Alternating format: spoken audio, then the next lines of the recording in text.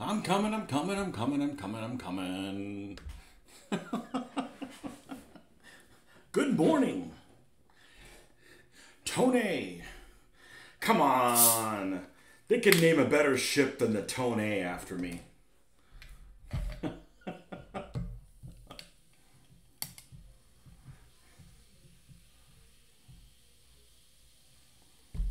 Oh, man.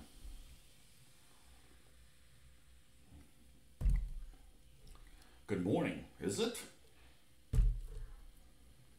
Yeah, it's like 2 in the morning for you. Something like that.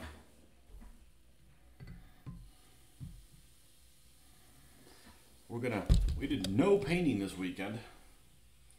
We got back from, I was traveling, so kind of hard to paint when you're traveling. But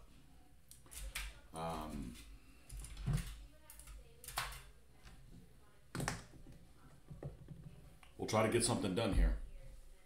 You got a live session. Yay! Oppa! Anyhow, yeah, I got home early. I ended up watching the last episode of with the daughter who was in town for the Easter weekend of the Masters of the Air. So be it the toenail. I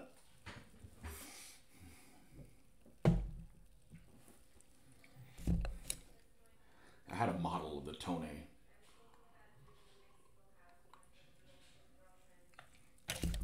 And it's amazing.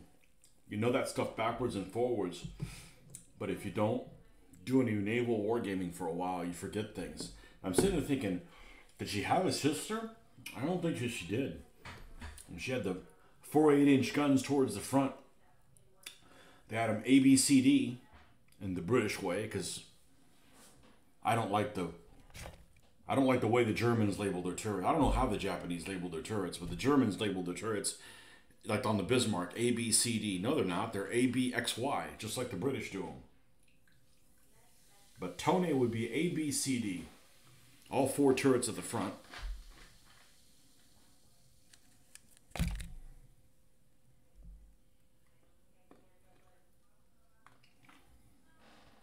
don't think she had a sister. Had a lot of float planes on the back of the deck.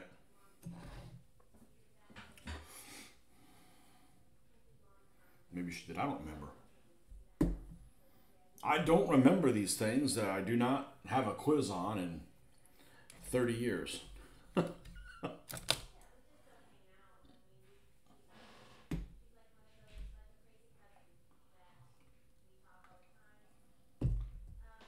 Okay, so we have Heidi, the martyr. Martyr Heidi is here. And what is it we need to do to her? Angel Moreno, welcome back. All right, we got some tools we need to paint on here. But before we do any of that, we're going to do the weathering. And let's go ahead and do the weathering. I think that's what we're going to do next. And then we'll touch up some things. And because these 2 are done, but they're not sealed. So we're going to do all the sealing stuff together. But let's go ahead and do the weathering, and then we will come back and touch the things on there. It's actually kind of it's a marginally unattractive vehicle, in my opinion. But it's Plastic Soldier Company, so they do a good job of putting all those rivets and giving a lot of interest to all the different stuff. So we're going to grab U.S. Field Drab and old Iraqi sand, and that's what we're going to use to weather this joker.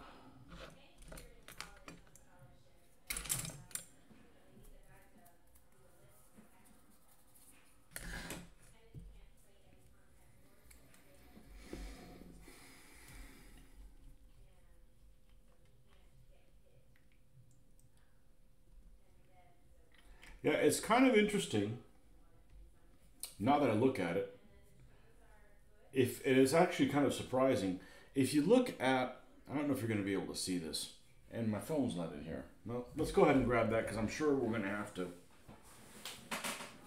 That's going to come up. Maybe just grab it 1 second.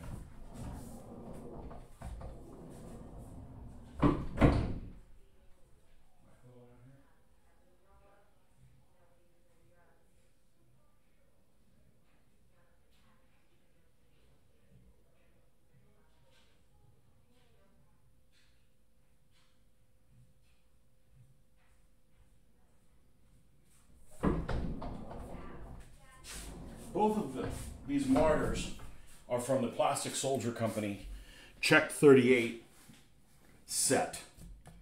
And basically you can build a Martyr 3H, a Martyr 3, or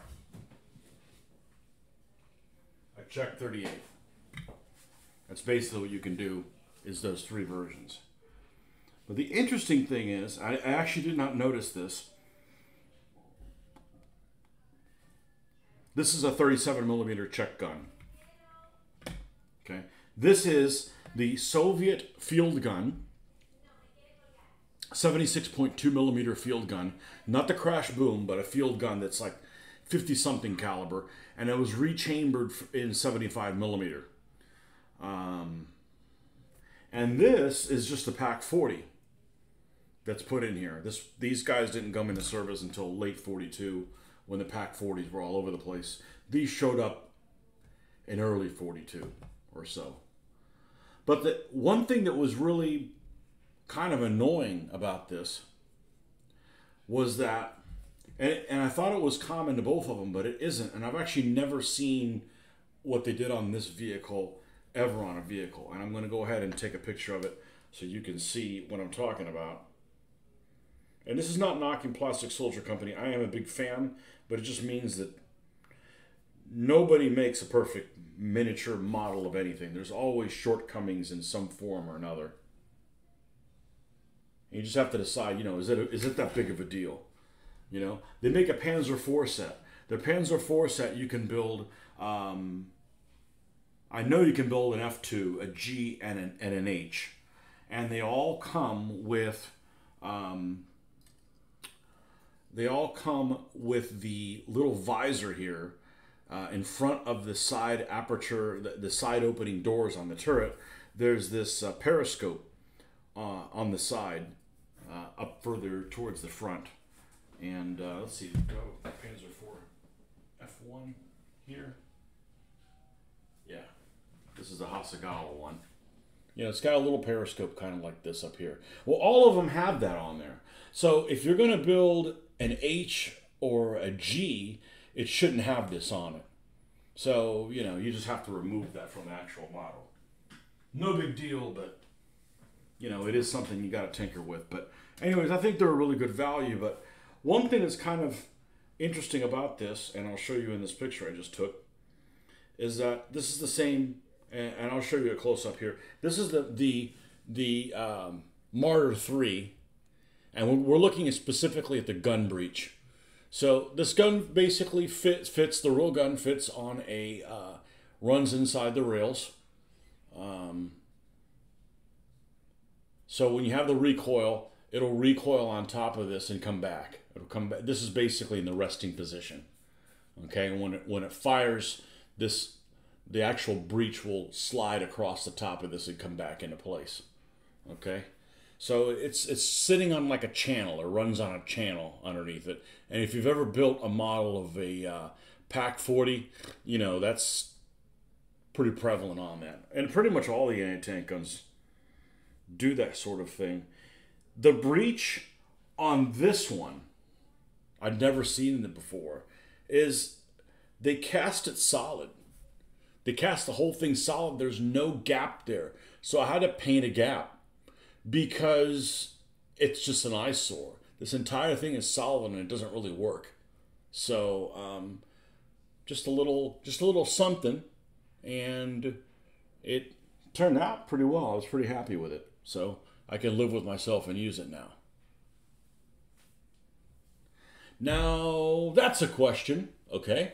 What was the first ship or boat sunk by plane? Must be World War One or a colonial battle or a smidgen before. I'm going to go out on a limb and say it was probably in the 20s. I don't know, unless it's a really small plane. Any ship of significance, I want to say it was like in the 20s when they did the practicing of on the effectiveness of air power on ships. I want to say that there's a battleship that the U.S. used for testing, a German battleship that used for testing after World War One, called the Ostfriesland. And I know for a fact that 1920, 23, 25, 22, something like that, they use it as a target. And they sent a bomber in there. And I don't know if they actually capsized the whole thing, but it was definitely used as a target. That's the first one I can remember, you know. On a life-size version of the Martyrs, there were springs in the ammo bins to slide the shells backwards from under the shield where the crew can't reach.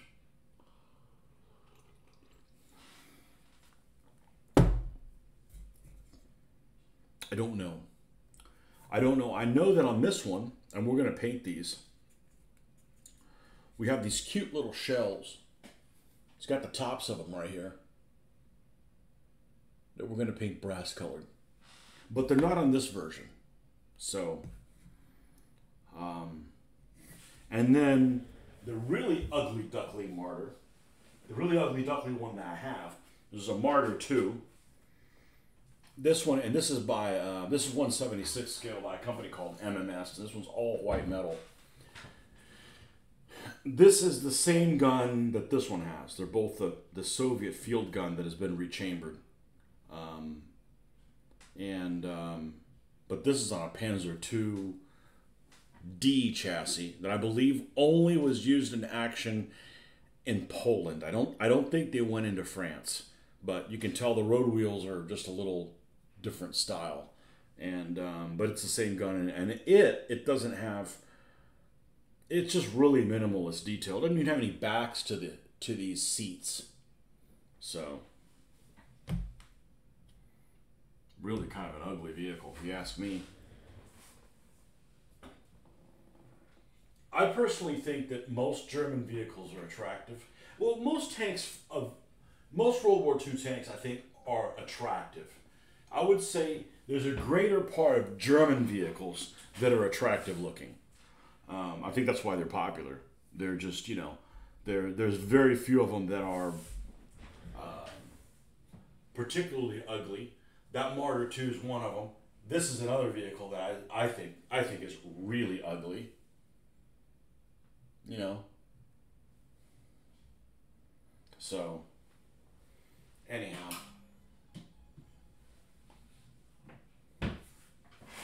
Most German vehicles are attractive, or at least wicked looking to some degree.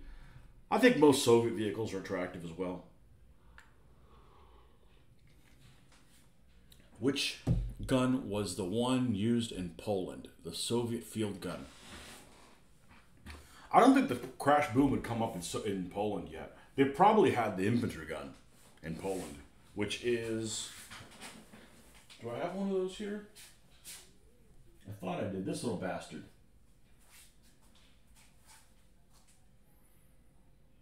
This is older than any of the other ones. But in Poland, they would have had the 45 millimeter anti-tank gun. That's it. I don't actually remember how long the Soviets were in Poland.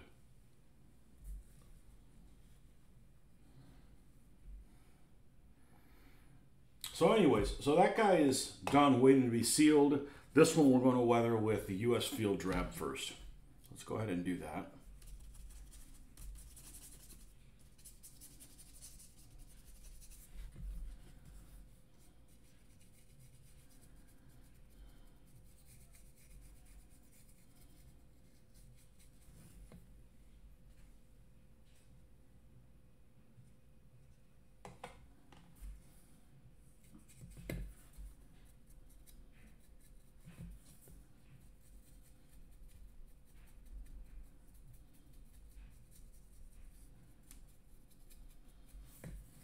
I ended up going to Jacksonville. The whole family went up there to my brother's house in Jacksonville, and I went to just for the weekend.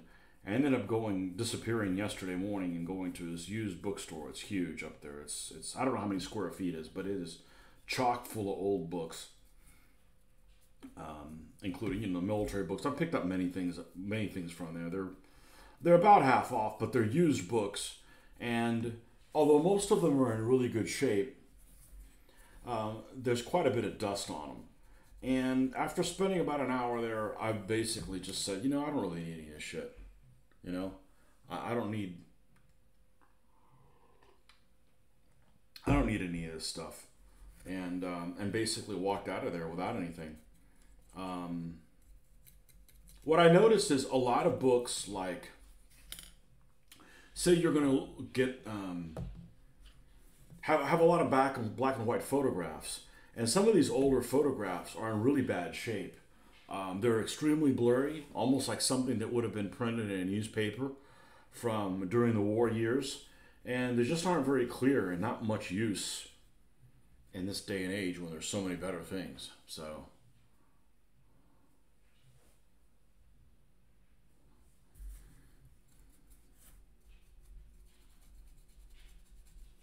I just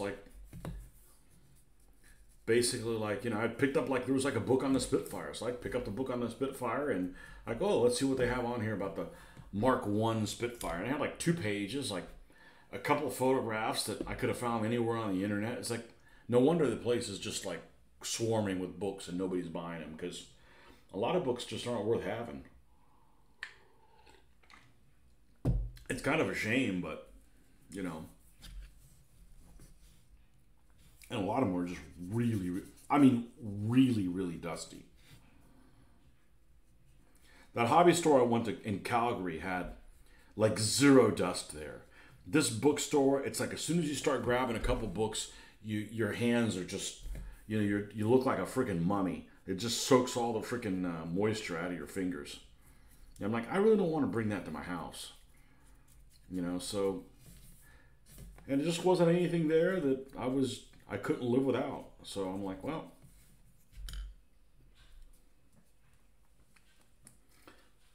we're gonna move on, and not buy anything. So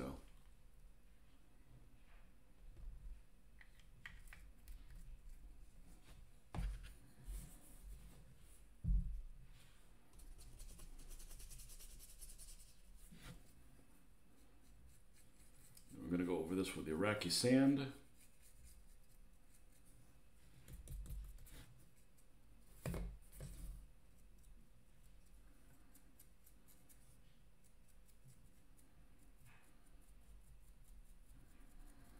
Of course, we got this muffler that we need to paint.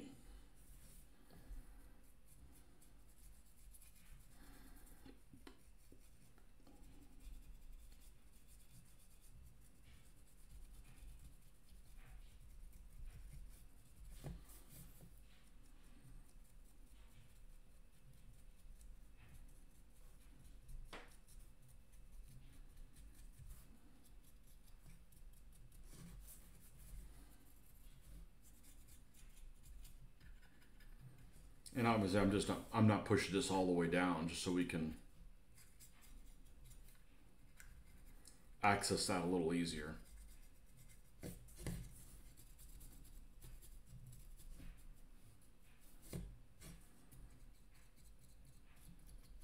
But I actually have a model of one of these from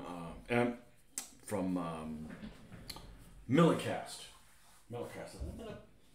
I painted it, but I don't know if I remember if I redid it. But this one's significantly better looking. This is a Plastic Soldier Company does an excellent job of making things stand out. I'm a big fan of theirs. Other than sometimes some of their models are difficult to get, especially here in the United States. Especially in 20 millimeter. Maybe not other scales, but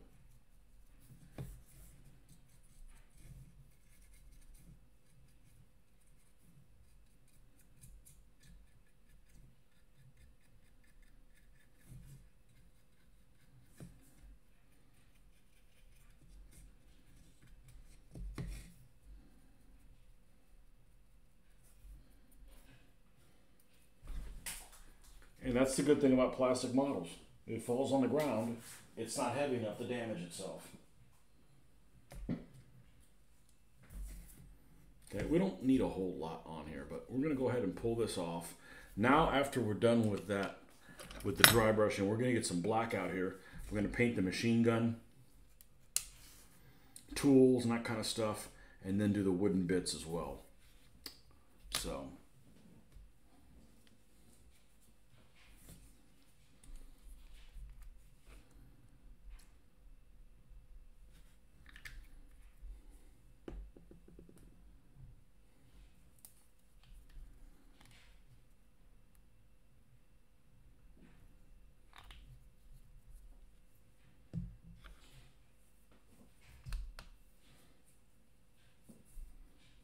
So we're going to need 1 drop of Liquitex here. About 40 years, the last time.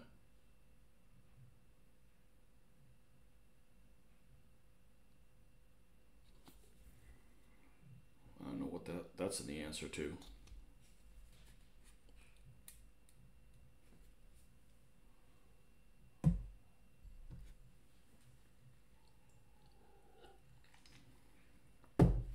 I'm not a fan of aircraft carriers. I'm not. Because they basically just reset the whole balance of everything, and, you know.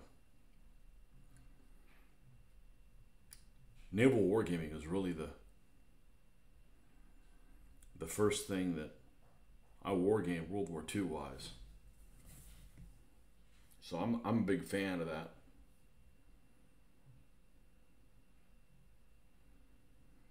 And carriers kind of, you know, can avoid situations from happening. They can avoid wargaming scenarios from happening. And, you know, obviously I see the practicality of them in real life, but, you know, it's kind of like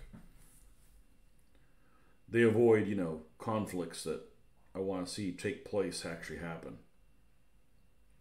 So...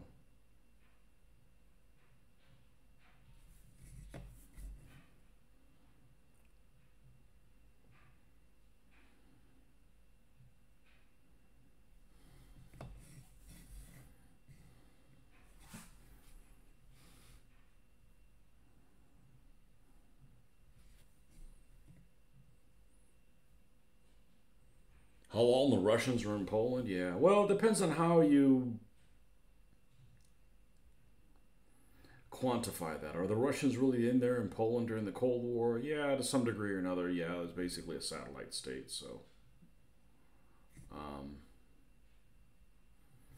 yeah, so Russians are basically fucking dicks, you know. So I'm not a fan of them. You know, we were watching the end of Masters of the Air, and one episode where one of the characters was like, I gotta escape to Russia or whatever. And it's like, you know, if the Germans hadn't shipped a bunch of people to concentration camps, I'd say that the Russians are worse than the Germans. If they hadn't done all that racial extermination shit. You know, because the Russians went in there, made a deal with the Germans and backstabbed the Poles, you know, grabbed a bunch of shit while the people were looking the other way, and then they're like, oh, the poor Germans are attacking us. Well, you shouldn't have made a deal with them. You know?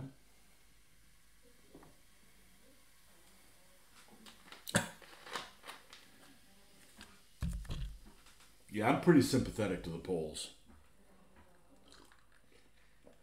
So I would never build Russian vehicles that were Polish liberation. Not cool.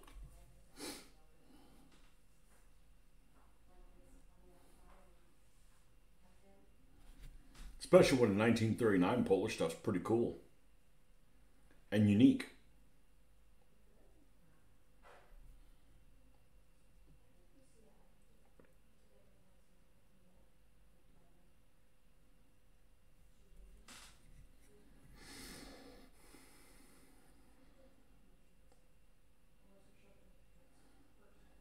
I never did finish watching that Polish, whatever the hell it was called, Warsaw 44. That movie, it's on Netflix or something like that. It was just a little too way over the top. Okay, that's wooden. That's wooden. This is rusty, and so's the muffler.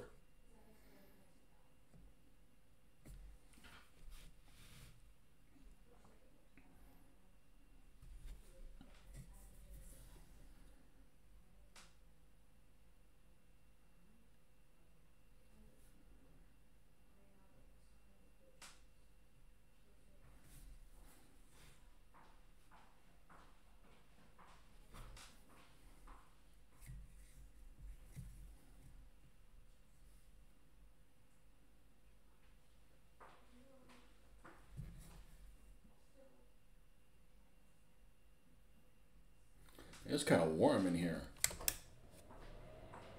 Hopefully this isn't too loud. Went from being cold to warm.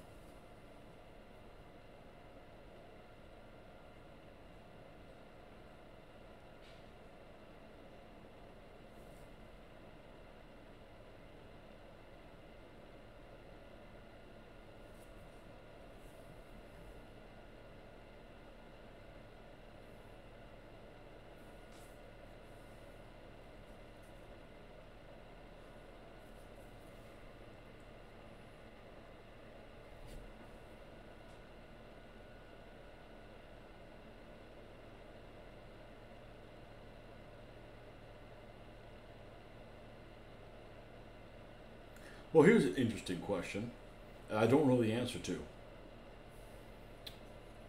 You know, that whole quote from, I don't know exactly how the quote goes, but basically, you know, that General Patton wanted to basically turn the Germans around and go fight the Soviets immediately. Did he ever see firsthand? I'm sure he had to. I don't know how he could have not seen them. Did he ever see the concentration camps? Did Patton ever come across the German concentration camps? Did that make him rethink that equation?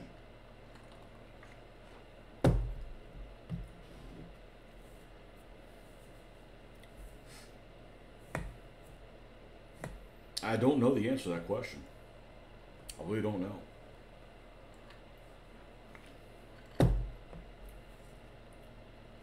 All right, we're going to do the muffler here.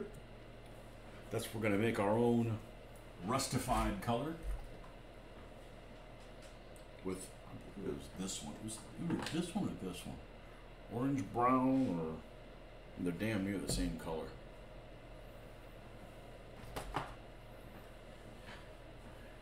Patton did see the concentration camps and it sickened him, but the Soviets were far worse in his eyes.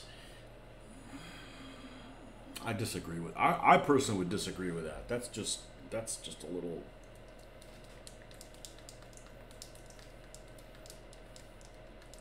That's way too methodical for. Tony or Chad, I'm painting some old Atlantic World War II figures. Oh, God help you. I remember a long time ago, around 1984 or 85, I came across those. They're just some weird-ass looking figures. I probably still have some of them left over. They're like these big-ass lanky dudes with these little necks and stuff. From India. Oh, I didn't know India. Any advice what colors to mix for skin tone? Use Vallejo primarily. Oh, you're looking for Indians. Well, the Indians I've done, I used different shade. You know, the painting the darker skin tones, I actually enjoy doing quite. I did them the same way, but instead of using the flesh as a base, I ended up going with. I mean, there's all kinds of different, anything from chocolate brown to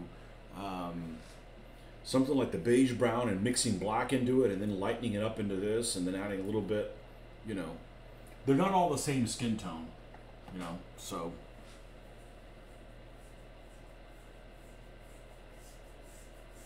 You read it from own words, you're calling Patton a liar. No, I'm just saying I wouldn't necessarily agree with that. He could think whatever. Maybe he didn't like Jews. I don't know.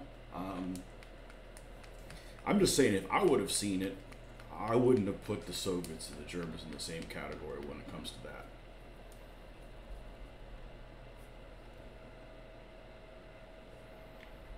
There's a lot of people in that time period that didn't like Jews very much. You know, maybe not enough to like send them to concentration camp, but you know, it's been going around for years.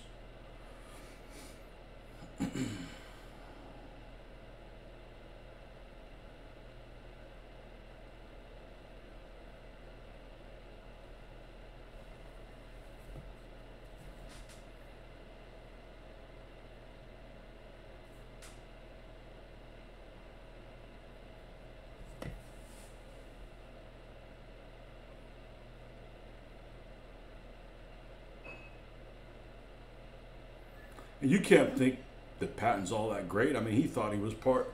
He thought he was Hannibal in the part past life. He tried some darker skin tones using red leather, mahogany brown variation with the old Agrax on it. Yeah, I enjoy doing the other skin tones. The one that's kind of hard to do is the Japanese. The Japanese are hard to do because if you look at pictures, sometimes the Japanese are darker and sometimes they're lighter, so they're all kind of all over the place. If I was going to do Chinese or Japanese, I'd just use the same color that the Anglos would be, you know. I haven't done any of my Japanese troop yet, but I think that's the direction I'm going to go in. I'd do one and see if I'm convinced. I don't understand where they got the whole yellow thing, because they don't look yellow at all. I mean, you know, not even jaundiced yellow, you know, just pure propaganda.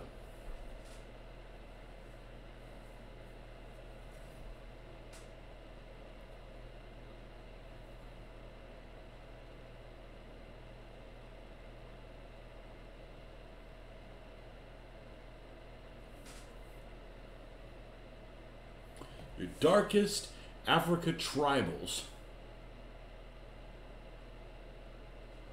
are a mix with some chocolate brown and a few of one tribe using saddle brown with some Panzer Aces base skin tones mixed in.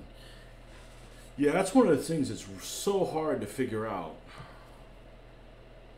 when it comes to the Vallejo colors, is because they didn't used to have the Panzer Aces, and they added those, and then they have other colors that are in the range that goes with the what do you call those things? Flames of War.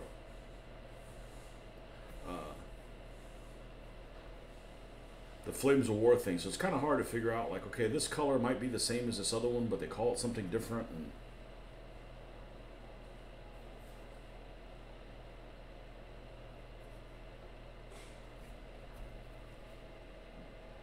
kind of hard to wrap my head around some of that sometimes.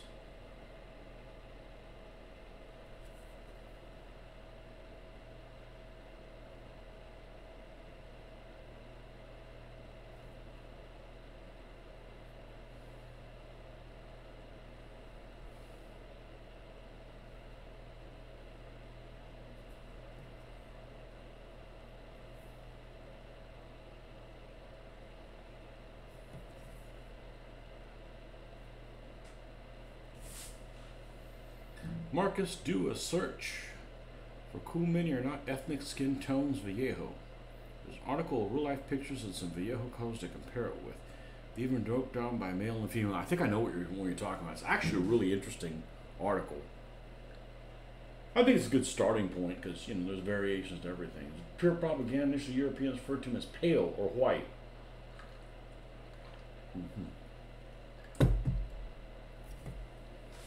Yeah, there's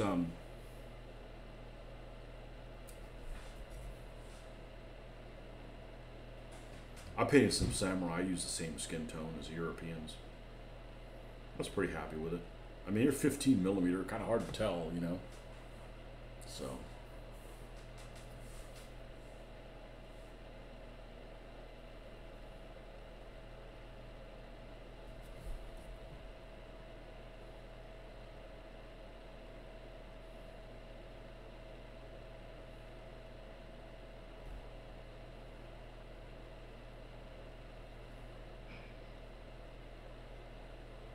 So I was looking through this bookstore of all these old books. I didn't write down what book this was, but I think it was a book of like the Aces of China-Burma Theater or something like that. And in there was a picture. I did not know this. There was a picture of a P-40, a Warhawk, N in natural finish. I'd never seen a, we'll call it silver or aluminum P-40. Never seen it. And even though I'm a big fan of the P-40 aircraft, I just think it looks cool. It looks really weird without a tiger shark mouth. Because it almost has like this Habsburg chin, so to speak, that the tiger shark mouth really blends really well and hides it. You know, this underbite or something like that. Really weird underbite.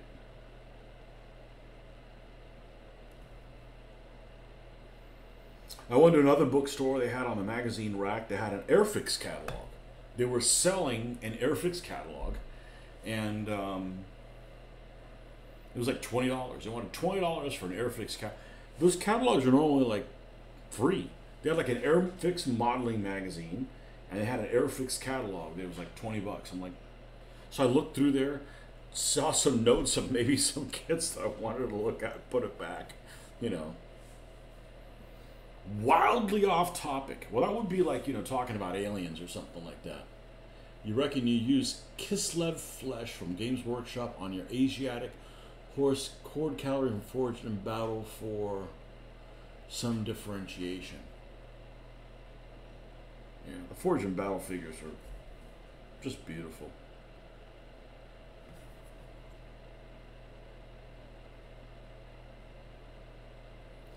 This one guy that we have a common interest in, the scale, on Facebook, went on this rant this morning, and I really couldn't respond to it because it was like in the wee hours of the morning. We went to sunrise service, and it was like before 6 a.m. I was like half asleep. And he went on this rant about he was tired of people that were fanboys of AB miniatures. I don't know exactly what transpired or something like that. I didn't have a chance to respond to it. I know people are real big fans of AB miniatures. I don't dislike them at all. I just think they're not really affordable for those of us in the States. And then I do like their proportion. They're very realistically proportioned figures. They all have the same face. Now, the face they have is one that is not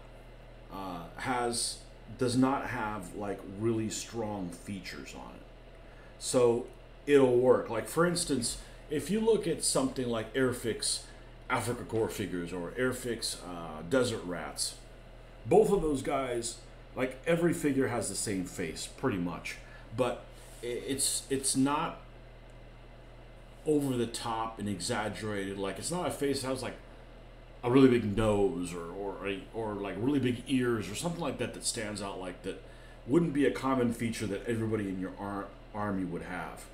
So the AB figures are kind of that same way. They've got these features that are nondescript. They're not. They don't have some, you know, very particular looks to the figures. So it works. And I think I've got a couple packs of AB figures or something like that. But like Britannia, I remember back 20 years ago, Britannia figures were everywhere, and whoever they used as the poster child for Britannia, or who they used as the poster child for FAA, you know, the FAA figures have really big cheekbones, and they've got like squinty eyes, and it's just like they almost look like Eddie from Iron Maiden. They definitely look zombie-like. And the figures from Britannia have a particular look that, you know, I don't think everybody in your army should look that way. And their figures look the same whether they're Japanese or their faces look the same whether they're Japanese or German or Americans or anything like that. You were watching Peter Oxley on YouTube today doing a review of the old Matchbox kits, and he was showing off a catalog nostalgic. Peter Oxley. Should I know who he is? Kind of like these Atlantic figures. I agree with you, Tony, but they do remind me of childhood times. I got a box of them. I got a box of my old Eschi and my Airfix stuff, and I don't know where they are right now. They might be in here. And I bet I got still some of those Atlantic figures. like the artillery set, and I think I had the AA gun set, and then maybe got something else, but they have weird poses. Like the Eschi figures are really weird because instead of like being in like regular poses, they're almost kind of like, you know, they're weird. They're odd. You know. Still better sculpted than I can do, but it's just like, you know, awkward maybe, something like that.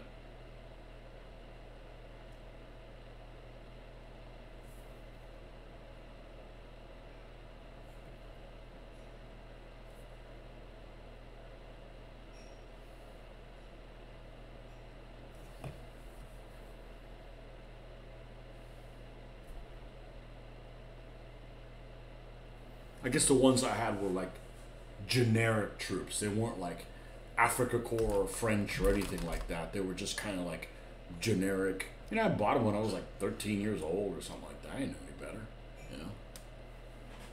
Speaking of figure faces, my QRF Greek Peltast have handlebar mustaches molding on for some reason. Well, they were cast in the 70s, and everybody did. Had those porn stashes.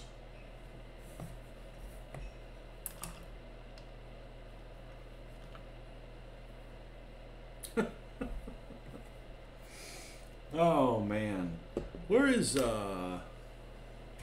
beige brown color?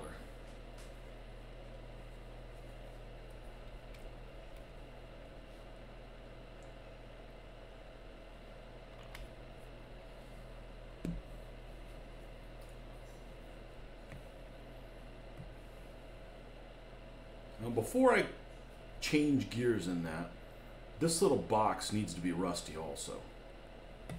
It's this little piece that's right here.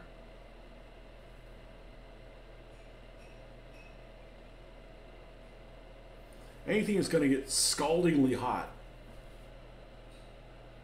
like a muffler or intake, anything like that's going to get really hot, the paint's just going to peel off of it eventually, or start peeling off, and then corrosion is just going to have a field day with it. Which is why any German muffler you're going to see, and maybe other countries as well, but the German mufflers seem to be pretty prominent on their vehicles. They're almost always some form of orange.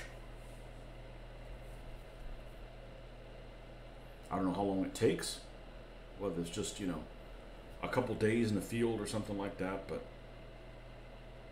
I'm sure it's more than that, but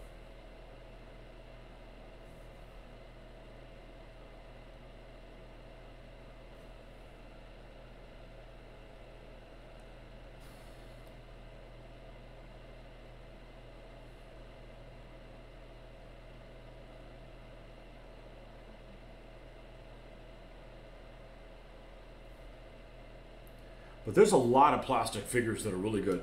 I have been painting these guys, like this guy that's got this bouquet and stuff, but they're really nice figures. And their faces all look different. They're really, really nice. I can't think of who the hell they are right now. Orion? Really, really nice figures.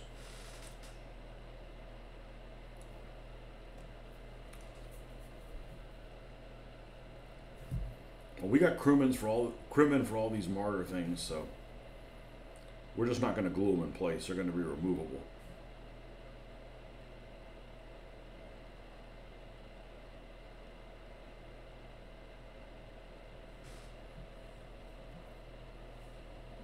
Painting some 70s U.S. civilian figures. That would test the color palette. That's right. Or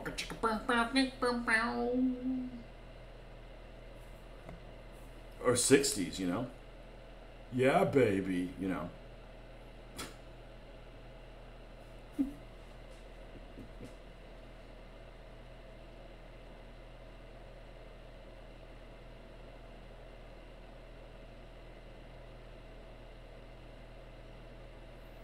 I do one of my figures I had to paint. I'd do a tie-dye shirt on them. I don't like it. How the hell am I going to do tie-dye? I think it turned out okay, but man, it was just... I really had to think outside the box for that one. It was one of the guys inside my hippie-ki-yay Volkswagen bus looking thing for what's that Car Wars game called? I don't know.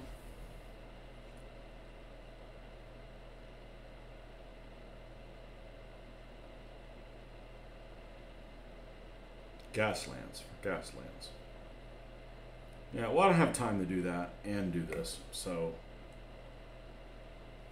I'm pretty much don't want to do anything that's not World War II related.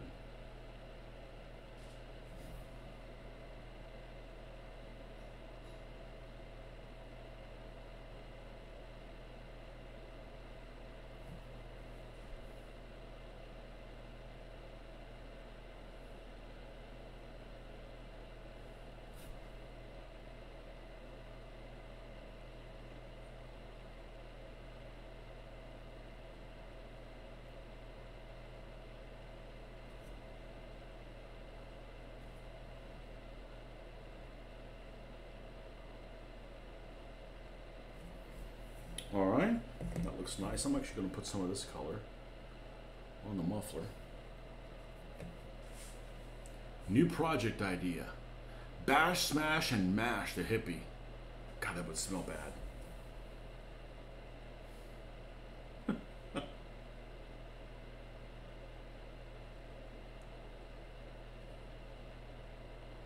I got nothing against people being pacifist, but take a bath for God's sakes. If you're not if you're not showering every day, you know, that's a problem.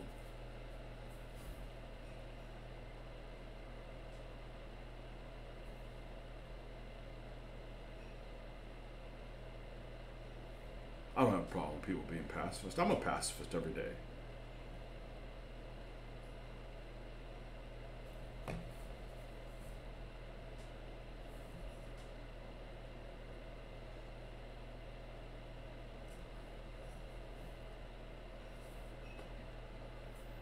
Okay.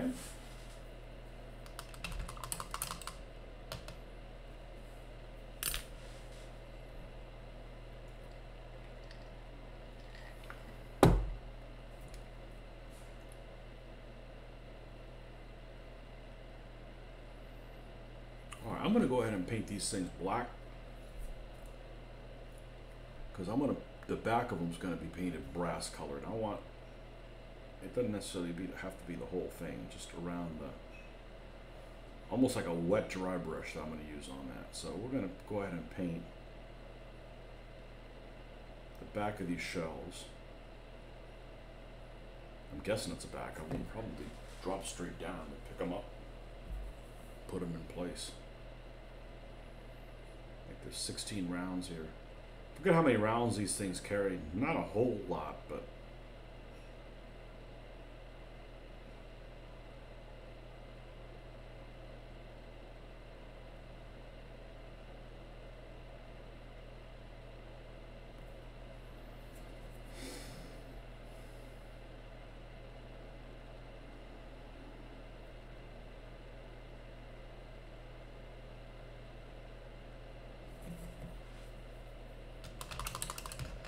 and then I still should have some of the bronze color, which honestly looks more like brass than anything else.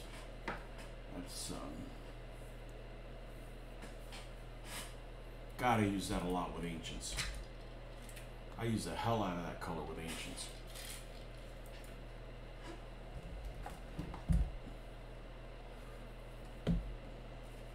The bronze color. Maybe a little bit of this. Is this the gold? Old gold?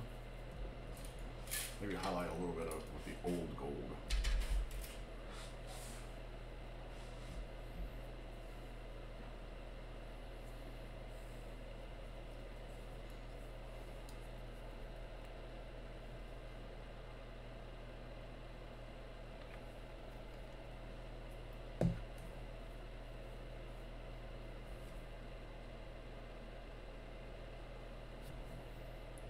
bronze first.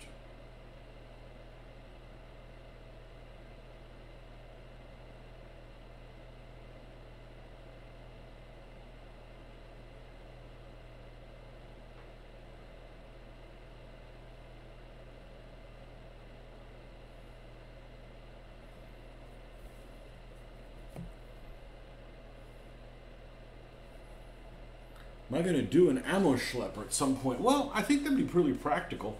I don't own one, but that doesn't mean I'm opposed to getting one. I got to get one that doesn't look horrible. A lot of the ammo schleppers are really unattractive. Probably the best looking one is something like a SDKFZ 250 that's enclosed.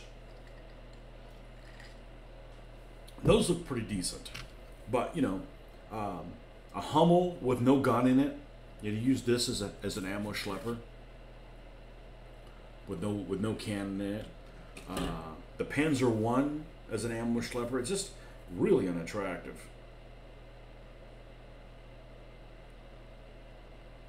But the half-track doesn't look bad. 250 is a pretty attractive looking half-track anyways. Definitely a practical unit on the tabletop, I think.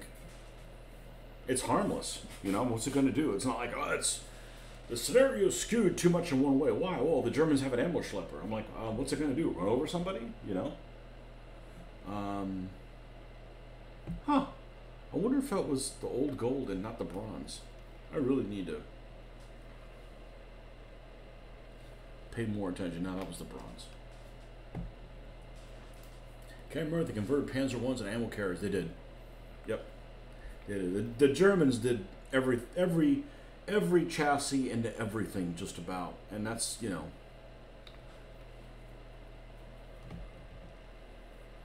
that was one of the reasons they just had it really hard to keep track of everything, because they had a million different versions of everything. You know, plus they're trying to fight the whole world except the Japanese and the Italians. Well, they ended up fighting the Italians, but, you know, later on. But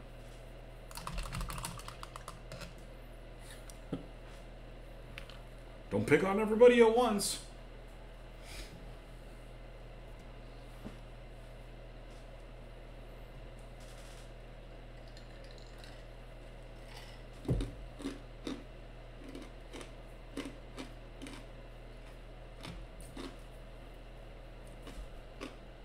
Some Berger Panzers would be useful too.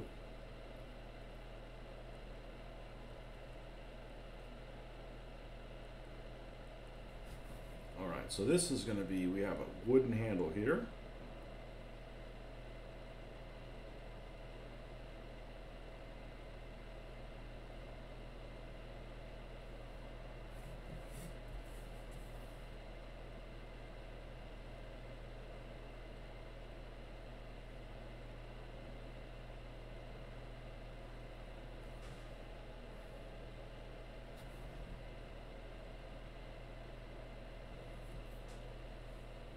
You're looking at that, just painted a 15 centimeter SIG 33 Panzer I. I'm learning you can only carry about 3 rounds. Gonna need a carrier. Gonna need a carrier, definitely. Need to research what they use to schlep extra ammo. Yeah.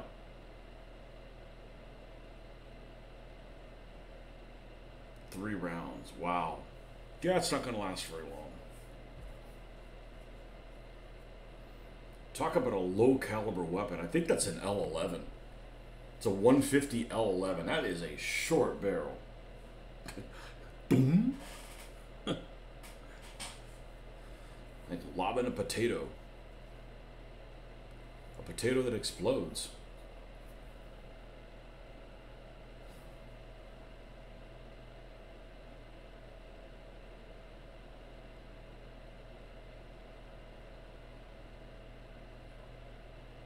When you consider that the short 75 millimeter gun on the Panzer IVs is a 24 caliber weapon, they couldn't ever carry the full crew. Yeah. I bet that's not difficult to find. I bet that's not difficult to find. You're talking about a SIG 33?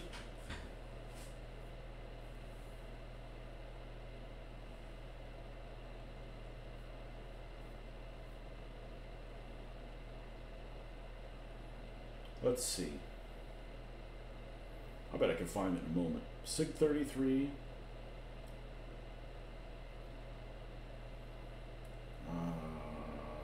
What's its full name?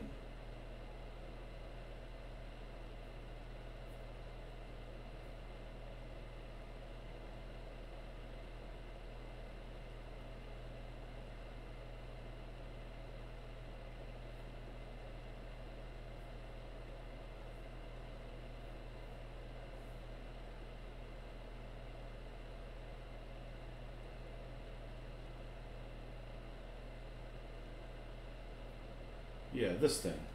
This. It's so ugly, it's kind of cute in a way. It's the running gear of the Panzer One. It's just not very attractive. It almost looks like it was made by a bicycle manufacturer or something. It just looks very, very strange. It's kind of imposing here. Kind of cool. What I didn't know is, and I don't know if this was all the versions, it literally has the gun just, I mean, here's the tail, the trail of the gun is just there. It's just like they just put the gun up there and like built a casement around it.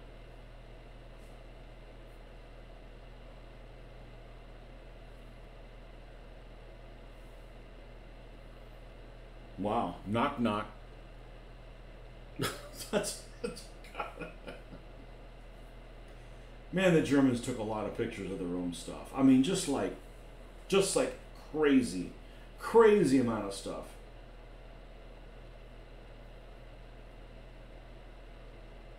Yeah, here it is. The Bison, that's what it's called. Yeah. It's the gun you can pull the gun out, you know?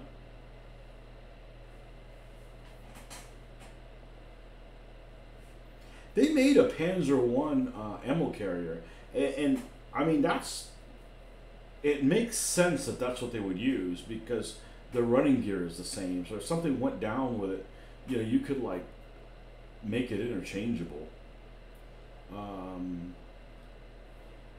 Let's see what it looks like. Panzer One ammo carrier.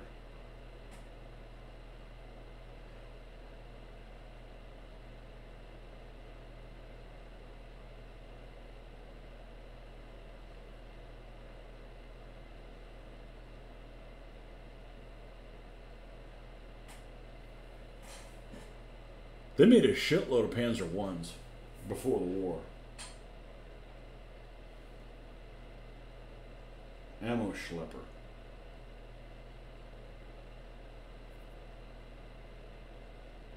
That's what I would guess it would go with.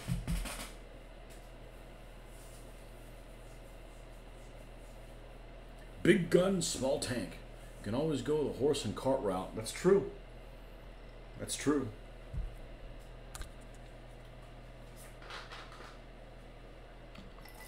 That's something you don't see people do very often, is horse-drawn wagons for World War II armies.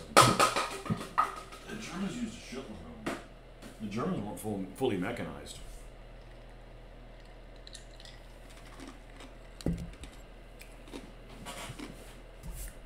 Only the Americans and British were fully mechanized.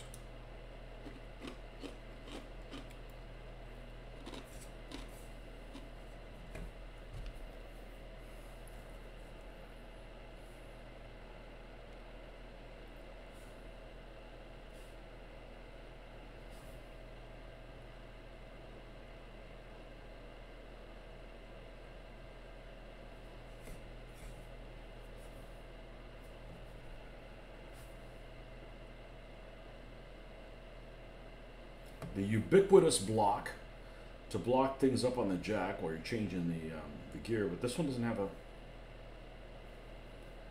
Has a hidden jack.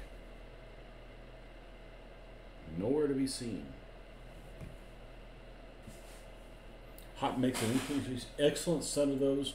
Really enjoyed playing. Oh, the horse-drawn. Wow, yeah, really handy. Is that what you call it? Hot? It's hat. The I want to get some motorcycle troops with sidecars and stuff. The Italeri one looks good, but they're for Africa Core only. You got Africa Core figures. I think is it the Armor Fast or the Hot one or whatever actually has dismounts for them. That's pretty cool.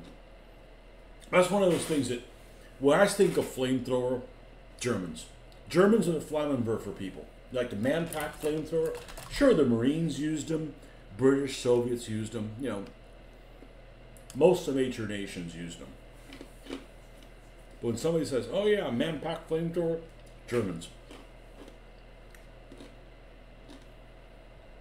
And that might just be because it's a carryover for the First World War that, you know, that's what you see a lot of pictures of and stuff like that, or illustrations, not necessarily pictures, illustrations of that stuff. Same thing when you think of, you know, motorcycle troops with sidecars and machine guns. That's the Germans too, you know. Even though Soviets, British, you know, of course the British have the little sidecar on the other side. I like to call that the wrong side.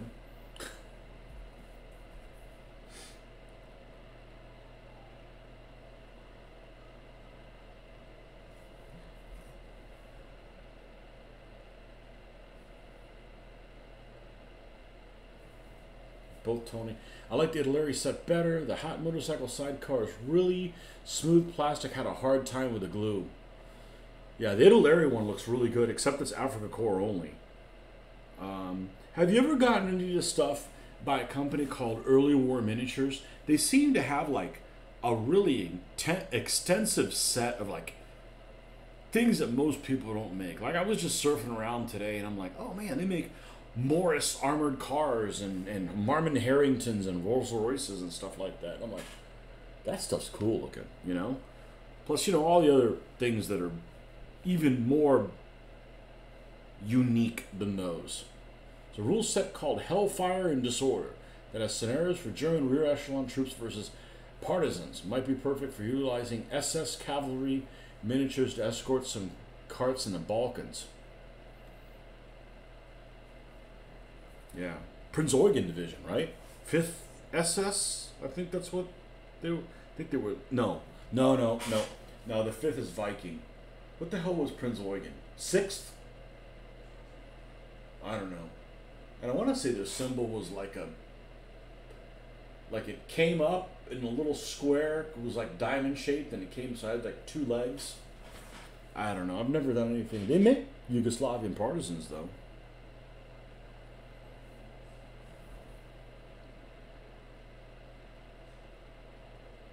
Yugos.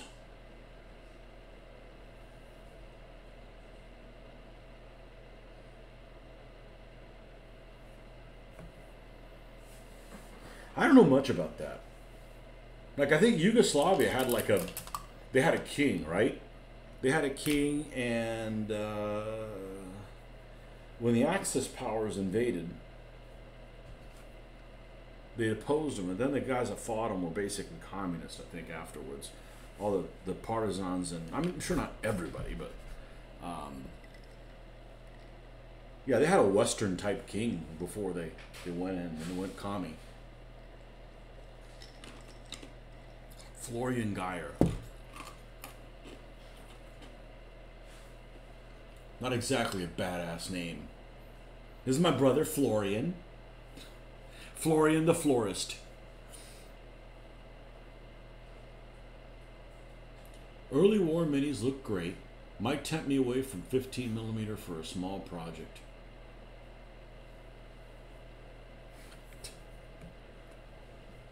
Florian the Florist.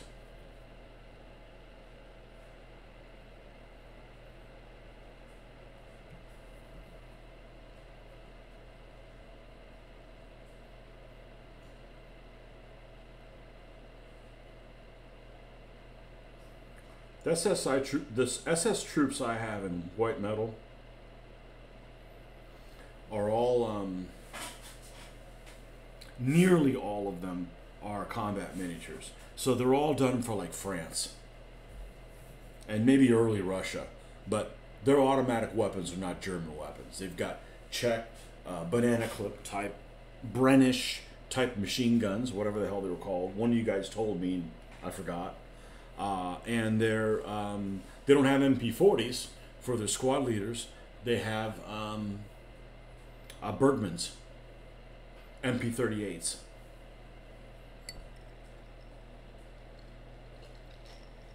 And they got camo smocks. They just have the top camo smock, but they've got like the regular trousers with the high boots. I prefer my Germans with the high boots. They just look better. It's just, you know.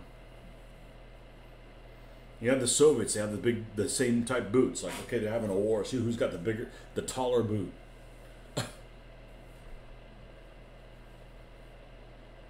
Jealousy.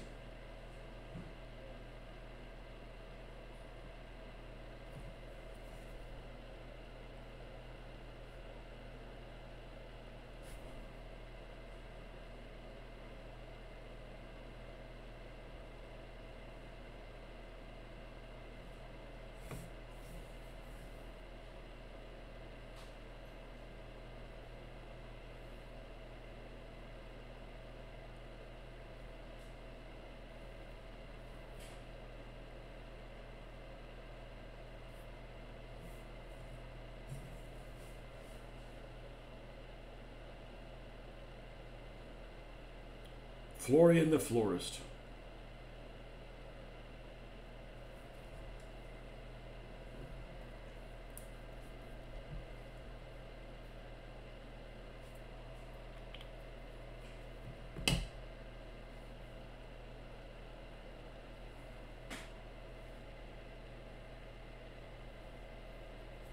Yeah, I decided, I had a couple of books I was going to pick up, and then I'm like, you know, they looked like they had a lot of shelfware, and they were dusty, and they were only like half price. They were like $8 or something like that for like an Osprey book. And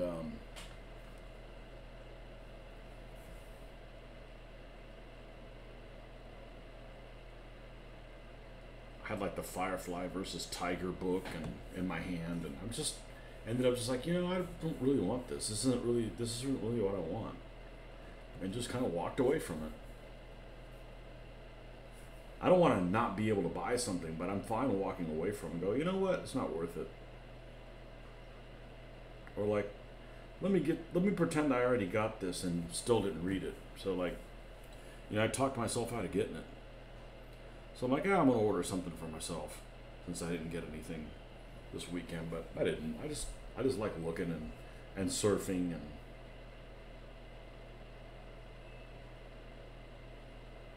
fortunately I don't need anything, so.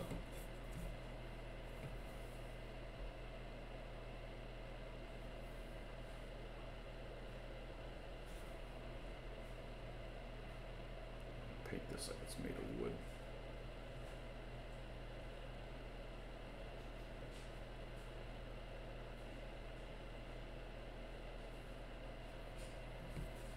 Caesar makes a set of those. Not many poses, but they do look cool. Still mad to think the Russian soldiers didn't wear socks until 2000. Really? Wow.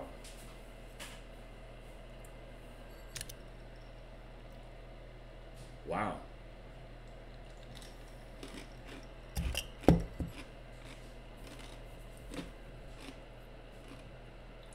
That'd be a really small, that would be a really short Osprey book.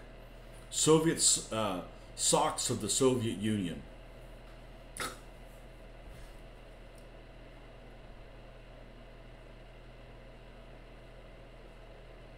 How do you know that? Wow. God, their feet must have really stunk.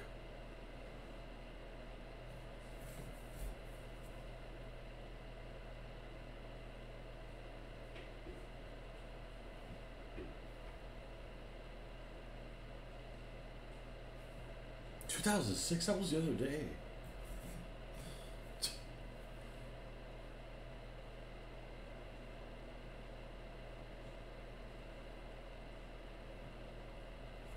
Well, that's crazy.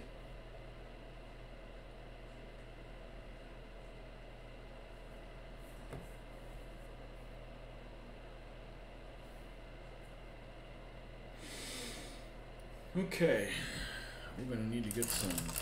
Well, I'm gonna take a little. I'm gonna go to take a little potty break, and I'll be right back in a few minutes.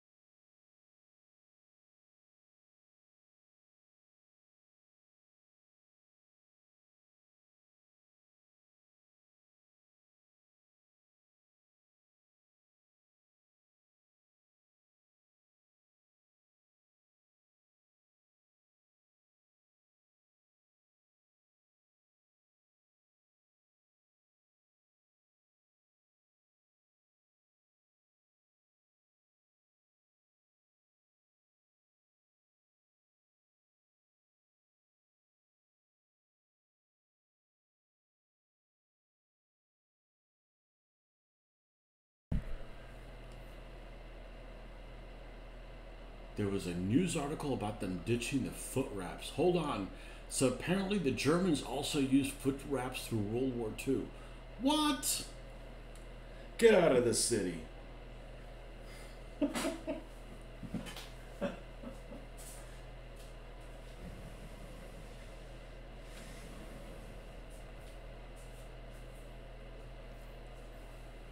So if you do an internet search for Soviet World War II socks, you're not going to find much on it, huh? Uh-oh, what the hell is this? Hold on a second here.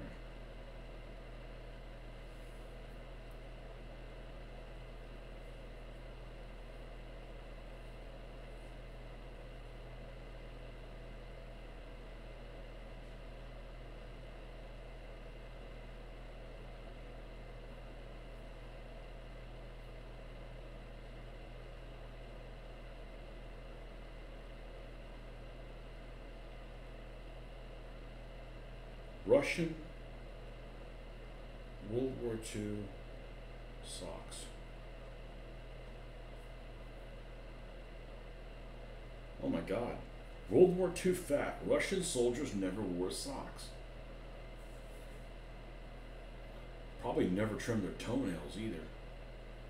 They stuff their feet into long, laceless leather boots, but not with socks.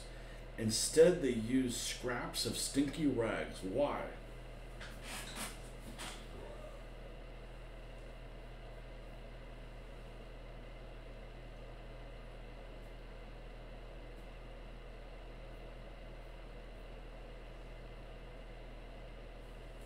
Though we take them for granted, socks were considered a luxury item reserved for the rich.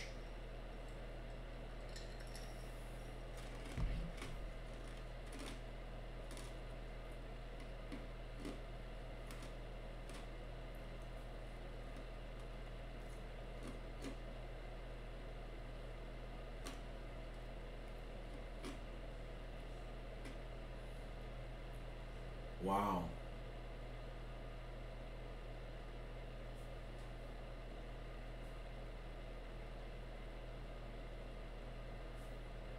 Portyanki have been used for centuries. Every Russian army since the days of Peter the Great marched into battle on rags rather than knits.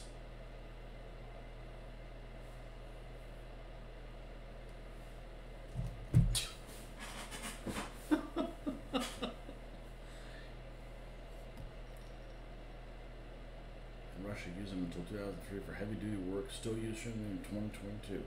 Oh, damn, did you miss the planes? No, I stopped doing the planes for a little bit. I need to clean up this area.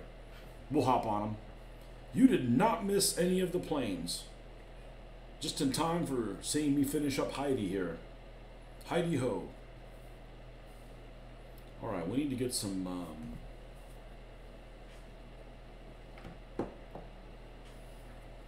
this metal here. Lead belcher.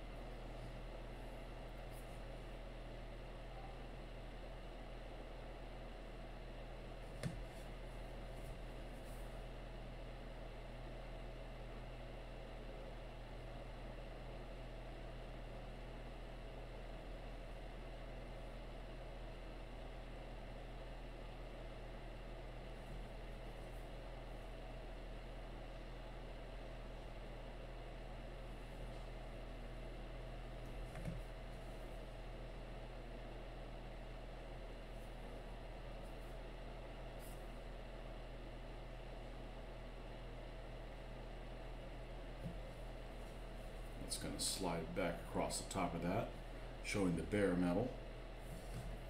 And it looks like there's some kind of a seat cushion, not on the actual seat, but like on the back of it. And that's about everything that gets painted on this thing.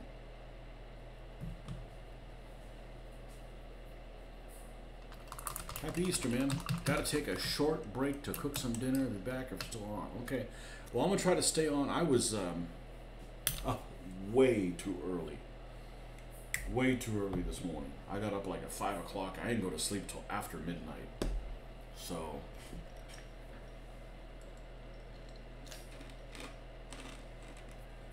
I hate April Fools. I think people that lie on April Fools should be hung, drawn, and quartered, not necessarily in that order.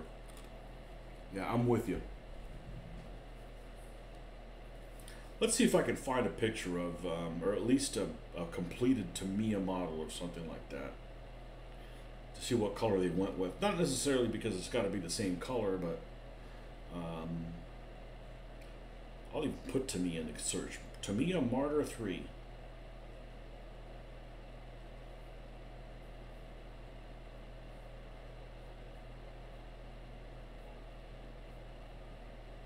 Images.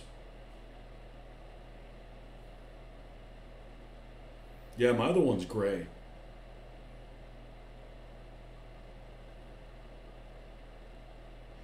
Okay, is this the... No, this doesn't have the seats. It has no seats there. Oh yeah, it does. They're all the way back here. And they're just... They're gray looking on the gray vehicle. That doesn't seem right.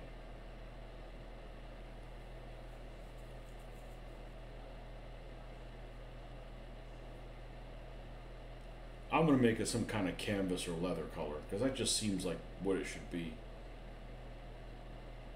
There's one in yellow. What is it? What color is that? Almost like the same color of a vehicle. Well, we're not going to do that. They're already that color. I'm not going to do that. We're going to add a little bit of something. I'm going to grab a brown that what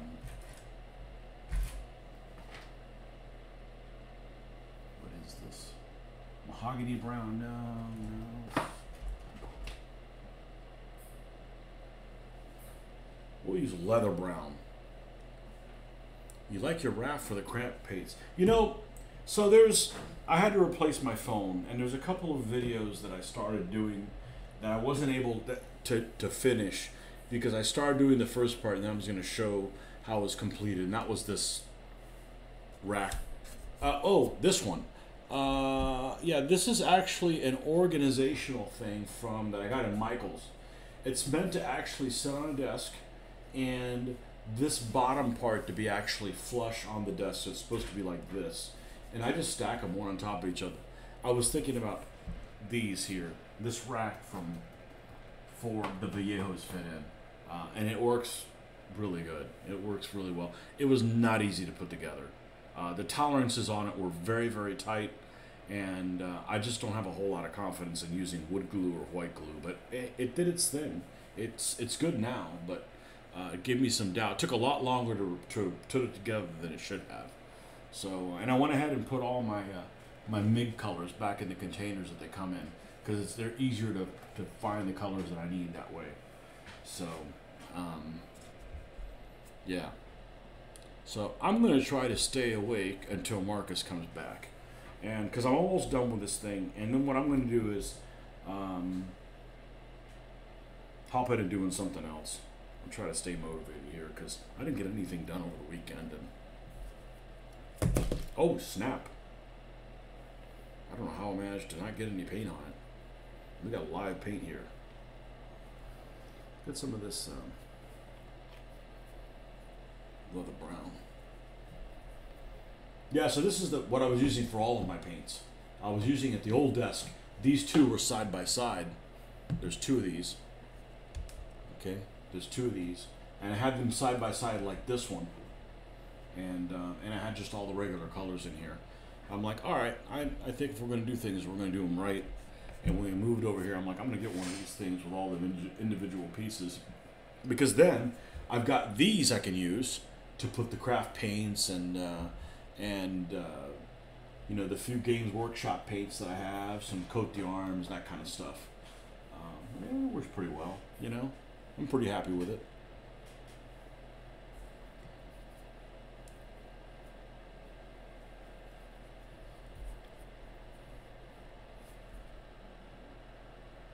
But this Vallejo thing was not easy to put together. It was, it's one of those things you think, oh, this will take no time to put together. Yeah, that wasn't the case. It took a while. Yeah, there's a ton of different things out there. The main thing is a lot of the things are made out of MDF, which is this one's made out of MDF. And the problem with MDF is, it's not really a problem, but it comes unpainted. And it doesn't come in an unattractive color. You know, it's you know, about like this. But then I kind of have this theme going. Like, I already have this white. This house is very, very white. And I don't want to add all these extra colors that just go in a bunch of different directions. So I kind of have like a white theme. I don't know if I can. I have this thing that I keep tools in. It's also white. You know, just kind of get things, keep them somewhat organized. You know. Yeah, I do have this house is extremely white. And one from our other house that was not very white. Every room had a different color. It was a theme. There were, you know, colors that would all had the same hue or whatever, but it's definitely a different, less cleaner, so to speak. So I didn't want a whole bunch of things that look out of place, you know.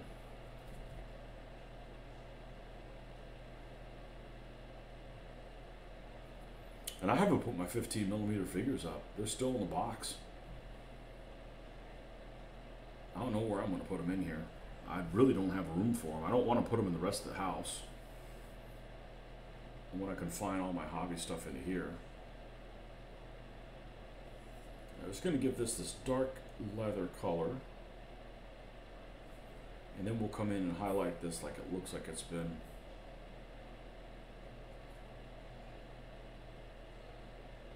not a uniform color.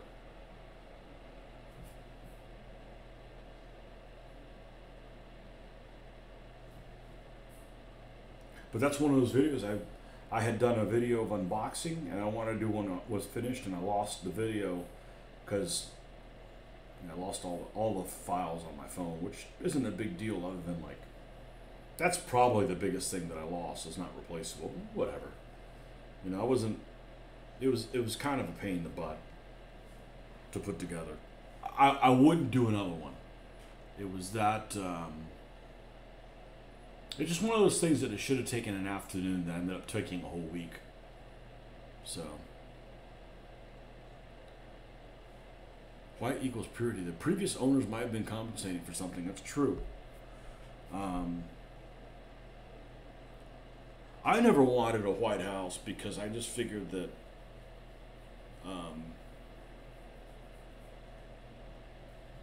it'd just be boring, you know. But living in a colorful house for 20 years or a more colorful house, we're like, you know what? We need something a little bit more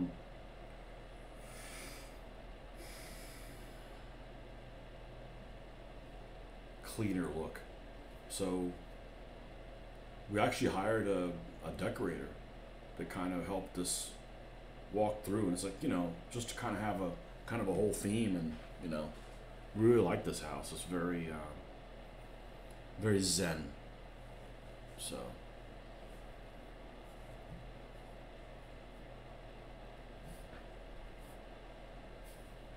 and you get used to that real quick. I don't want chaos. I have enough chaos when I go, you know, to work and things like that. I'll go to other people's houses and I'll bring stuff over, and I'll forget to bring all the stuff back because I got so much shit everywhere. You know, I'm not gonna mention any names, but I frequently leave things there when I go over. I bring a lot of things over. There's just too many things, and it was time for a change. And we both, my wife and I and the daughter really embraced it. Let's put it that way. So.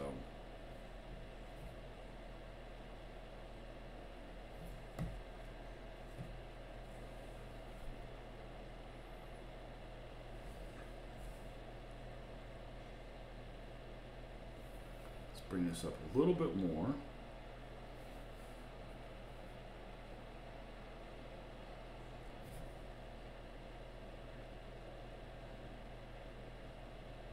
But this house has incredible natural light, which I'm a big fan of.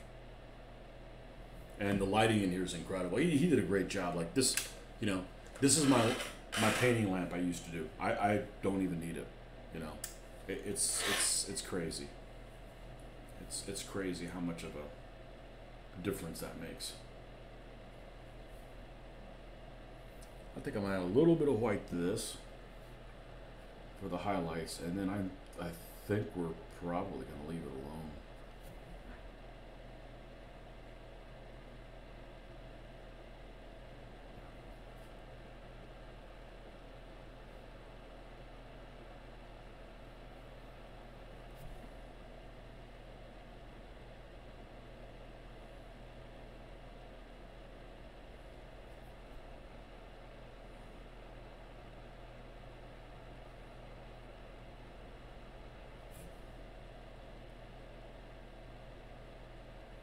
But it was kind of cool going into a bookstore. I had a ton of war books, and just I walked away from it, not picking any of them up. I'm like, you know, I don't want to not be able to buy a book, but I'm fine walking away for stuff, you know. Sometimes I just don't feel like it. Now, one thing that I probably am going to get is I had a couple of magazine articles for War Games, Soldiers, and Strategy, and you can buy them PDF like. So then you don't. But I ended up losing. I hadn't saved anywhere. It was stuck on my other phone. So I had a couple of, but those a couple of those magazines. But they're only like $5 digitally or $8 for the real one. I'd rather have the digital copy. You don't ever have to worry about the pages getting scuffed on it or anything like that. Like your setup in the new house, isn't it zoomed in? Putting that other camera created so many issues for me. It's just, and the reality is even if I have another camera, the stuff just doesn't look as good. I mean, I can do this, and you're like, okay, that looks kind of good, but you can't really see anything until you go and you do something like, and this isn't sealed yet.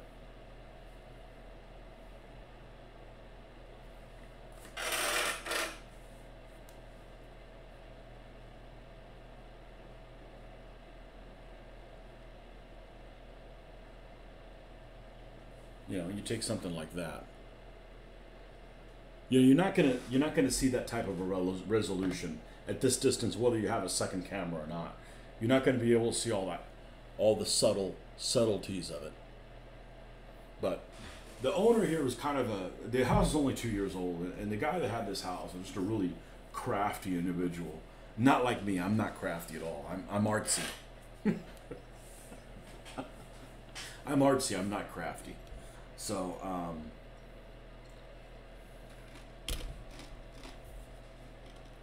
but there's a lot of stuff that he did a really good job with.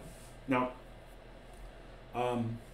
I did do something the other day that I said I wasn't going to do, and I did it anyways because it was available. Actually, the other thing wasn't available. I wanted to go to the store, and I wanted to pick up, and I've switched from Agrax Earthshade to Strong Tone because basically the makeup of the Agrax Earthshade got sticky. Okay, the Strong Tone is more water-based and less sticky. And when I'm running out of this Nuln Oil, I'm like, I'm gonna try the same thing. This stuff I believe is called Dark. I don't know what it's called by the Army Painter. Basically, the black version of this. They're out of it everywhere. But I did notice that they had more Nuln Oil. So I don't know if this new one is the same consistency. So we're going to try that out.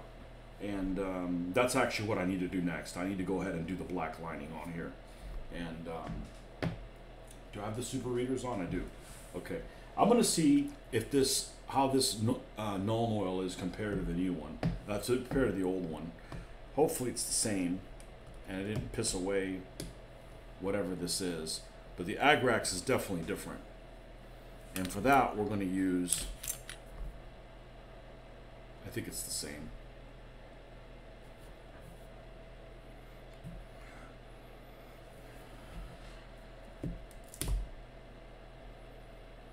It smells different. The old one smells better. The old one doesn't have an odor. This one almost has a little bit of a alcohol odor, very faint, but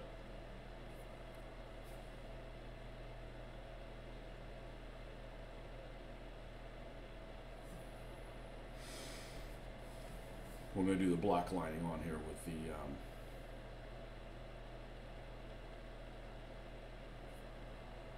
make some of these things stand out a little bit better.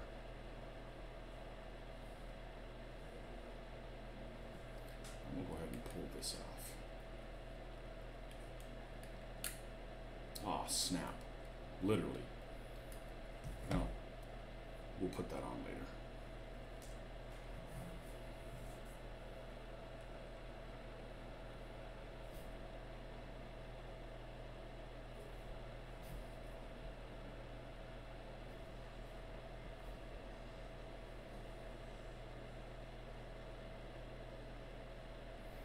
It smells differently and it's more watered down.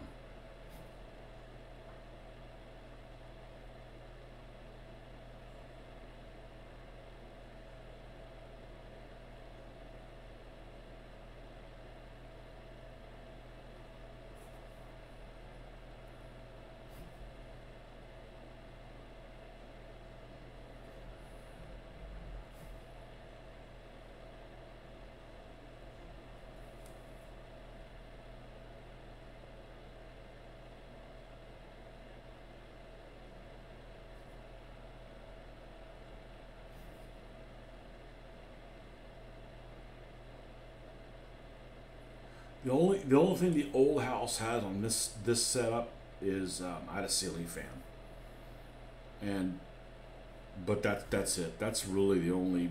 I mean, the airbrush setup here is incredible. I'm really happy with that.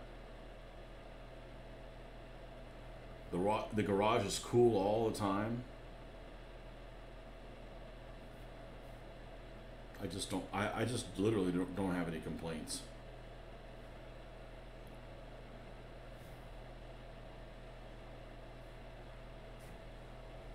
Is there anything that we need to add here? Yeah, we need to.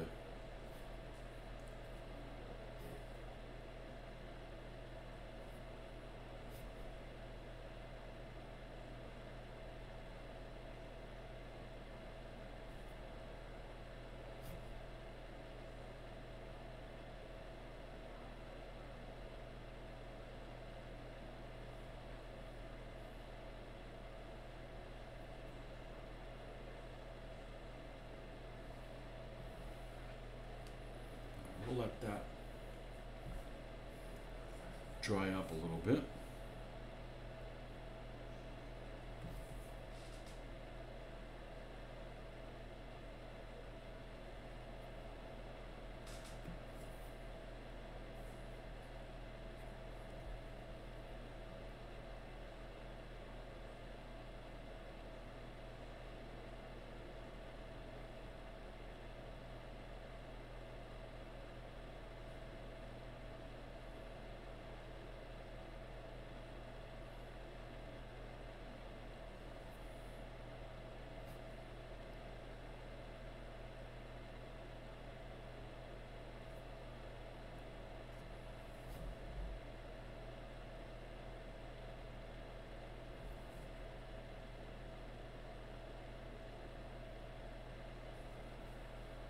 Just add some contrast in there, some of these details that the designer of this model kit really made stand out, can really just be noticed.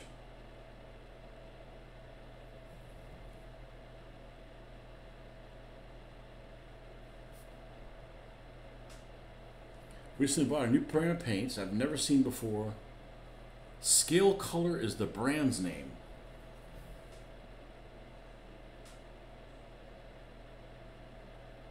Who are they made by? They're their own company, or I've heard of like a Life Color or something like that. And I'm not really sure that if that's a across the pond brand or something like that. But sometimes you just got to try something, you know, and maybe you come across something that's really awesome and you wish you discovered it sooner. You know, it might be a a dud, but you know, you may come across something that's really, really cool that you'd wish you'd found out about it years before.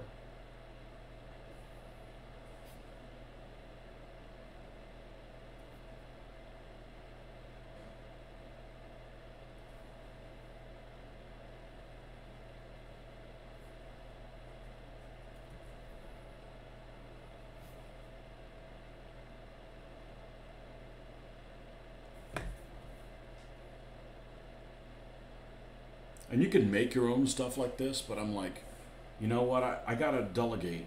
So I'm gonna delegate these people to manufacture the wash things for me.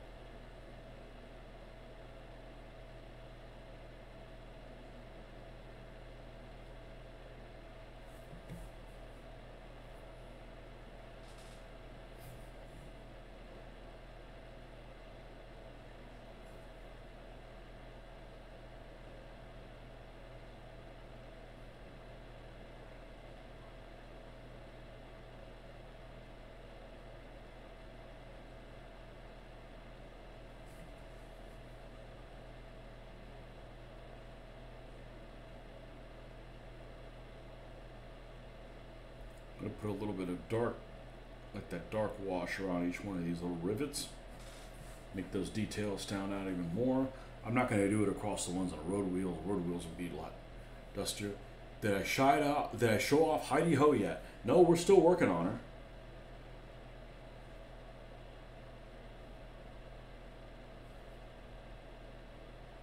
I had gone to the Nerdburglar Paradise last week, and I ended up picking up. I really wanted to get the Army Painter one, the strong tone or the dark tone or whatever the hell it's called, and every place was out of it.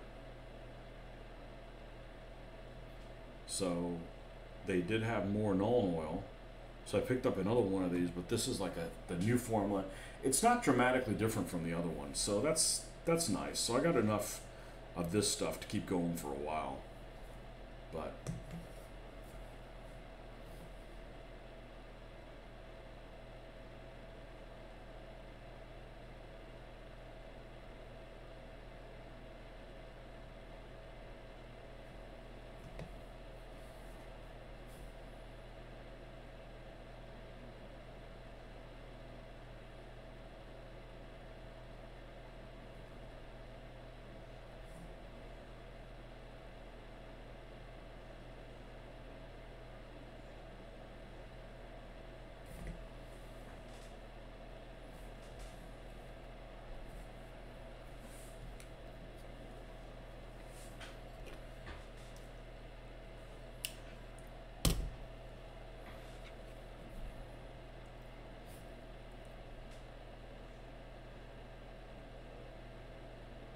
The other Marios don't seem to have a whole machine gun, so this one does.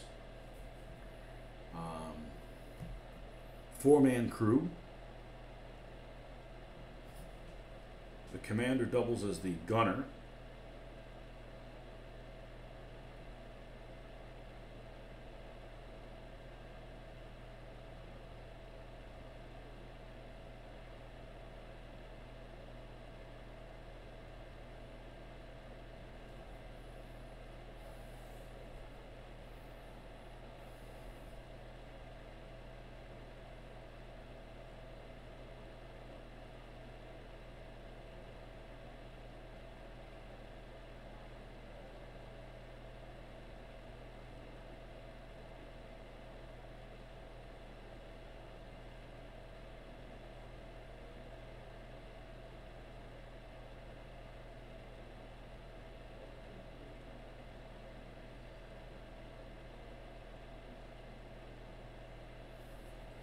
And I'm not ready to go into work week again.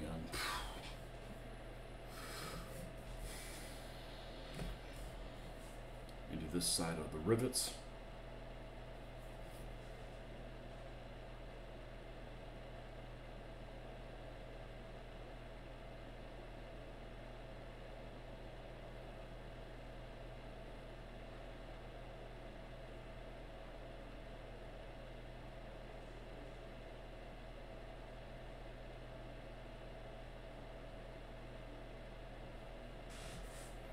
And then do the same part of this little superstructure over here.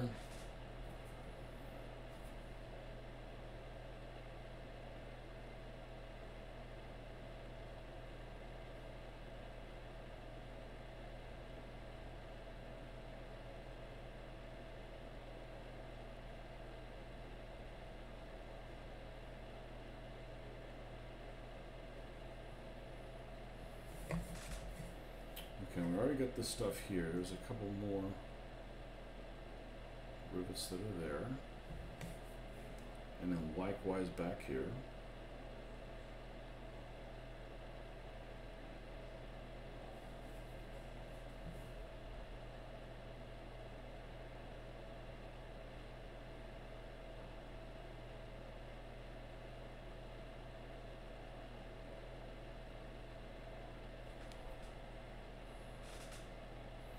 Work is going to be tough this week. I need some evening painting sessions.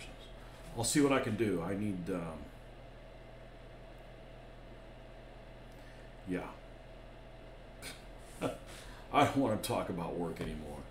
I think just about I don't remember last night I didn't have a work-related dream solving problems and stuff.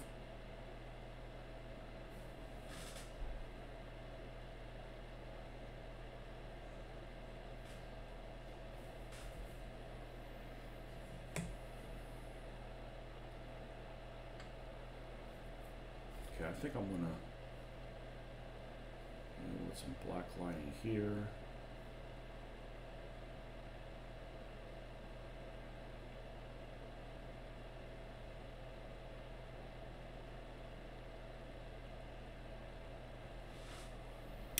Okay. Let's put the two pieces together and we will leave this until the morning.